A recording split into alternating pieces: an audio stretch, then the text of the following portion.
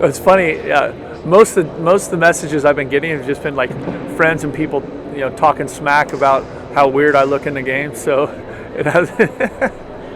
So I haven't seen it yet, but yeah, I think it's cool. I love that the game is back in play. Because it was such a big game.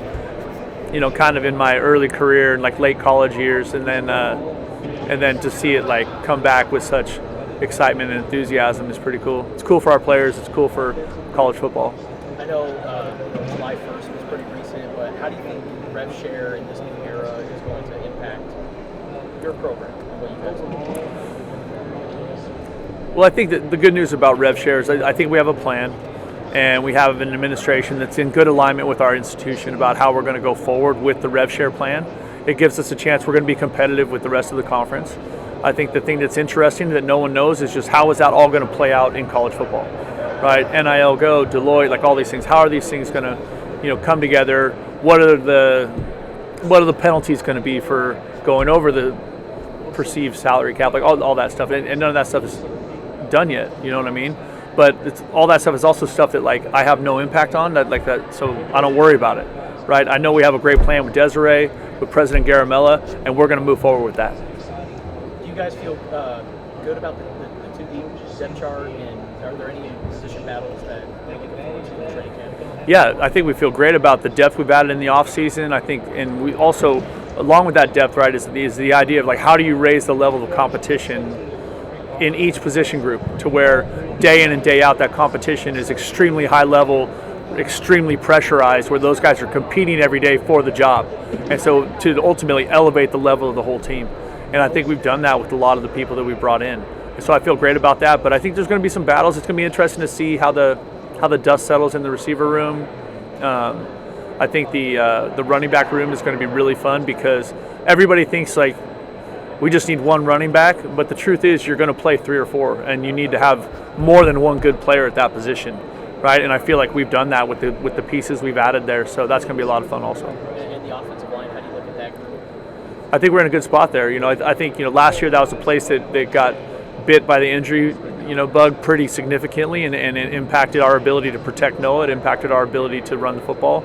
But I feel Coach Oglesby is an outstanding O-line coach, and he's done a great job of putting some pieces in place there that we took through the portal and through high school. And so it's going to be fun to see those guys. Some of those guys haven't practiced with us yet, and they will start at the beginning of August. So it'll be interesting to see how that plays out over the month of July. But I feel like we're in a good spot in the O-line. That being said, you can't ever have enough O-linemen, and you can't ever have enough D-linemen. You can't. Sometimes you have enough, and you play the same 5 all year, and it's just kind of a fortunate way it goes. You know what I mean? Sometimes you have enough, and you get bit, and then all of a sudden you play with, I don't know how many different, lineups we played with last year. It was a lot, and sometimes it's like that. So, it's better to have it and not need it than to need it and not have it. Coach, you did a number of games. Quincy Gregg was at Monterey High School.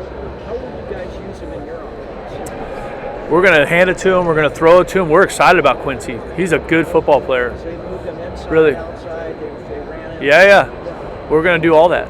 Yeah. Quincy's going to play a lot of football for us. He had a great spring. He's had a great off season. He's an awesome kid. Yeah, it's going to be a lot of fun. Yeah. And then Noah went to the Manning Passing Academy. Yeah. What do you think he gained from that experience? Well, I've talked with him, and I'm sure you have too. But what I'm hopeful he gained is he gained a realization that he can play with any quarterback in the country. When he gets to line up next to those guys and throw, it's a great opportunity for him to see how he compares to the other quarterbacks that are considered the great quarterbacks in college football, because he can throw it as well as anybody in the country. Now that he's been on the job for 7-8 months, what do you think about Seth Dagey and his relationship with Noah and how that's grown? I think Coach Dagey has been an awesome thing for Noah. I think at this time in his career, the timing is really, really great for him to be coached by someone that played the position at a really high level, and also played the position in a variation of the scheme that we're going to run. So the intricacies, the small details, a lot of that stuff he's able to impart with Noah. They have a great relationship, and Seth is really pushing Noah, and he's really driving Noah. And the beauty of it is that Noah's taking all that in, and he's embracing it, and he's enjoying every part of it. How do you think the defense is going to be different this year? I think the defense is going to be fun to watch, man. I've had to coach against those teams. I've had to coach against Danny's defense for years, and I think just the creative pressure, the different looks it presents, the structure of it is a little bit different than what people see every week, and I like that about it. And I think with the fact that he's called plays in so many games, he's an experienced play caller, and he's been a head coach, and so he understands like the leadership piece, and putting all the pieces together in the right way. I'm excited. It's going to be really fun. For guys like Noah and Genesis, guys that could have left but decided to come back, why do you think they did? I think they love the University of Arizona. I think they love each other, and I think they believe in our coaching staff.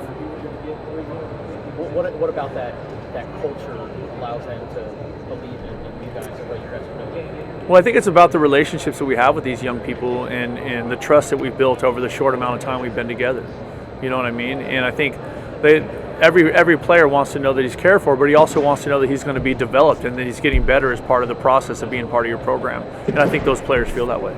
So Rhino suffering a season-ending injury, but now he's here at Big 12 Media Day. What prompted you to choose him as one of the player representatives? And how has he led? Throughout this offseason, offensively, Rhino has probably been our most vocal leader, our most inspirational leader through kind of the ground. Because you think about football is like you train and you practice for so much, and then you only get 12, 13, 14 games, right? Like it's not like not like basketball where you're going to get 30 plus games, or baseball. So the training part, like that part of it, you need someone who's willing to step out in front and inspire and drive and push the group every day.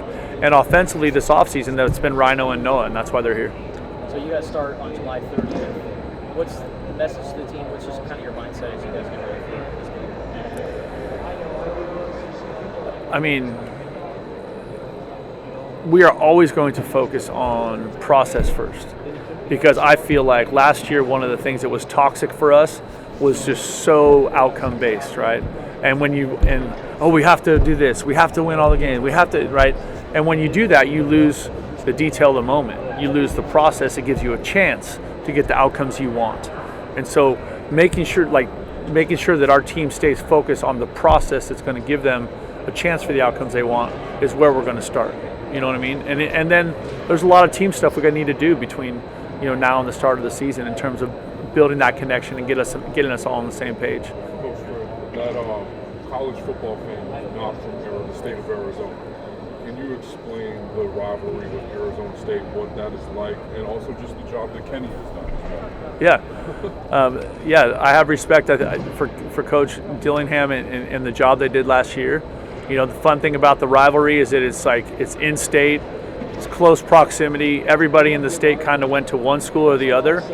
I think the reality is that we respect those guys, but like those guys don't like us and we don't like them. And it's a fun, nasty rivalry that is really the focal point of the entire football season for everybody in the state of Arizona, and something everybody looks forward to every year. And kind of along the ASU lines, they were voted to finish last in the conference last year, and they won the league. Do you look at that as something that you're optimistic about, that even though you guys aren't considered the favorites, you guys can still have a pretty competitive? Yeah, I think I don't look at it through that lens. I just look at it through the lens of the work we've done since the end of the 24 season, in what kind of like memorable season, what kind of exciting season we can have.